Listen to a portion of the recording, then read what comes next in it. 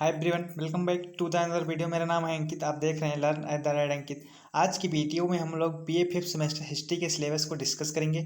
यह syllabus doctor Ram Manohar Lohia Awadh Vishwavidyalaya Faizabad का है। जो लोग बीए फिफ्थ सेमेस्टर में हैं उनके लिए यह वीडियो काफ़ी ज़्यादा महत्वपूर्ण होने वाली है, जिनका सब्जेक्ट हिस्ट्री है।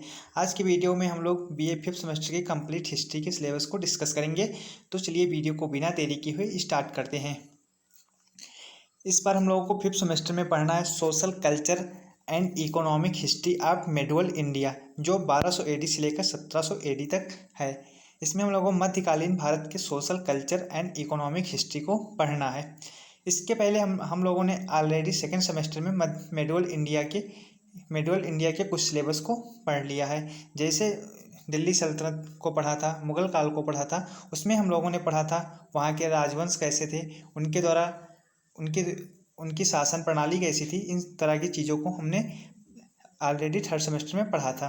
फिफ्थ सेमेस्टर में हम लोगों को पढ़ना है social culture and economic history of medieval India, मध्यकालीन भारत के सोशल कल्चर एंड आर्थिक इतिहास को। तो चलिए देखते हैं कि हम लोगों को फर्स्ट यूनिट में क्या पढ़ना है। फर्स्ट यूनिट में हम लोगों को पढ़ना है सोशल कंडीशन ड्यूरिंग सल्तनत पीरियड। सल्तनत काल की सामाजिक स्थिति कैसी थी। ठीक, तो सल्तनत कालीन का इतिहास जो है उसमें जैसे गुलाम वंश था पहला, दूसरा खिलजी वंश था, तीसरा तुगलक वंश था, चौथा सैयद वंश था, पांचवा लोधी वंश था। इन सबको मिलाकर एक सल्तनत काल बोला जाता है। इसमें इतने वंश थे। तो इसकी सामाजिक स्थिति कैसी थी फर्स्ट यूनिट में हम लोगों को पढ़ना है। ठीक, उसके बाद में हम लोग सेकेंड यूनिट में देखते हैं। सेकेंड यूनिट में हम लोगों को क्या पढ़ना है। सेकेंड यूनिट में हम लोगों को पढ़ना है market control policy and revenue system of Alauddin Khilji. Market मतलब बाजार नीति एंड रेवेन्यू सिस्टम, कर प्रणाली अलाउद्दीन खिलजी की कैसी थी। इसमें हम लोगों को ये नहीं पढ़ना है कि अलाउद्दीन खिलजी का जन्म कहाँ हुआ, उन्होंने क्या क्या काम और क्या, जैसे उन्होंने कौन से अभियान किए, उन्होंने कौन सी उपाधि धारण की। अलाउद्दीन खिलजी के बारे में ये सब नहीं पढ़ना है। हमें अलाउद्दीन खिलजी की मार्केट पॉलिसी यानी बाजार नीति एंड कर प्रणाली को पढ़ना है, क्योंकि अलाउद्दीन खिलजी ने कई तरह के कर लगाए थे, कई तरह के बाजार की स्थापना की थी। और बाजार पॉलिसी अलाउद्दीन खिलजी की इतनी कठोर थी कि जिससे लोगों में भ्रष्टाचार न फैले। काफ़ी कठोर नीति के साथ में इन्होंने अपनी मार्केट पॉलिसी को लागू किया था और कई तरह के बाजार की स्थापना की थी। इसके बाद में हम लोगों को थर्ड यूनिट में पढ़ना है सूफी एंड भक्ति मूवमेंट ऑफ इंडिया, यानी सूफी और भक्ति आंदोलन को पढ़ना है। इसका उदय कैसे हुआ, भारत में इसका क्या प्रभाव पड़ा, इन सब चीज़ों के बारे में पढ़ना है। इससे संबंधित कितने संत थे, कितने विद्वान थे, इन सब चीज़ों को हम लोगों को थर्ड यूनिट में पढ़ना है। फोर्थ यूनिट में हम लोगों को पढ़ना है वोमेन कंडीशन ड्यूरिंग सल्तनत पीरियड। सल्तनत काल में महिलाओं की स्थिति कैसी थी।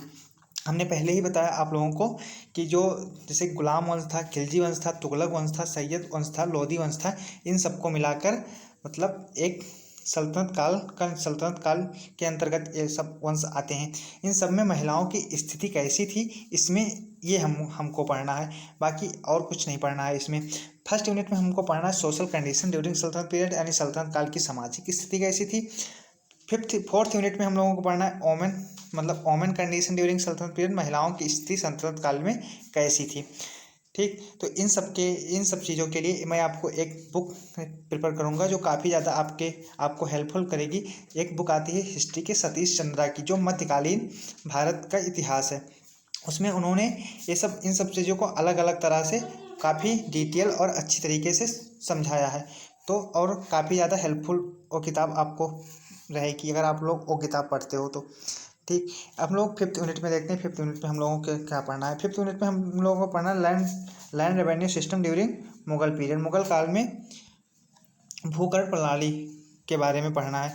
ठीक, किस शासक ने किस तरह की किस शासक के किस काल में किस तरह का लैंड रेवेन्यू सिस्टम था, बस यही पढ़ना है हम लोगों को। तो सबसे ज़्यादा अच्छा लैंड रेवेन्यू सिस्टम अकबर के काल में का था।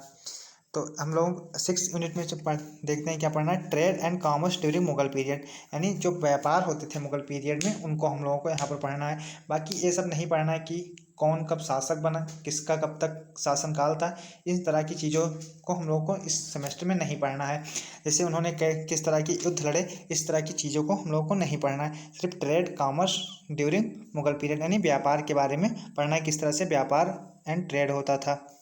ठीक, उसके बाद में हम लोगों को पढ़ना है 7th यूनिट में।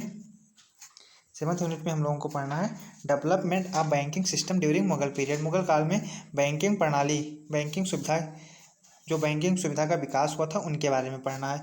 किसके शासनकाल में किस तरह की बैंकिंग सुविधा थी, उनको हम लोगों को यहाँ पर पढ़ना है।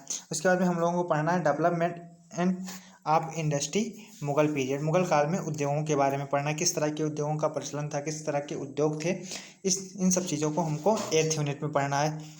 तो मैं इन सब चीज़ों के लिए आपको एक बुक वही सतीश चंद्रा वाली प्रेफर करूँगा, क्योंकि बहुत अच्छी बुक है, मेडुअल इंडिया पर बेस्ड। अगर आप इन फ्यूचर कभी यूपीपीसीएस का एग्ज़ाम देते हैं या फिर यूपीएससी का एग्ज़ाम देते हैं तो सेम सिलेबस आपको यूपीएससी में भी पढ़ना रहेगा, या सिलेबस सेम यूपीएससी के पैटर्न पर ही बेस्ड है।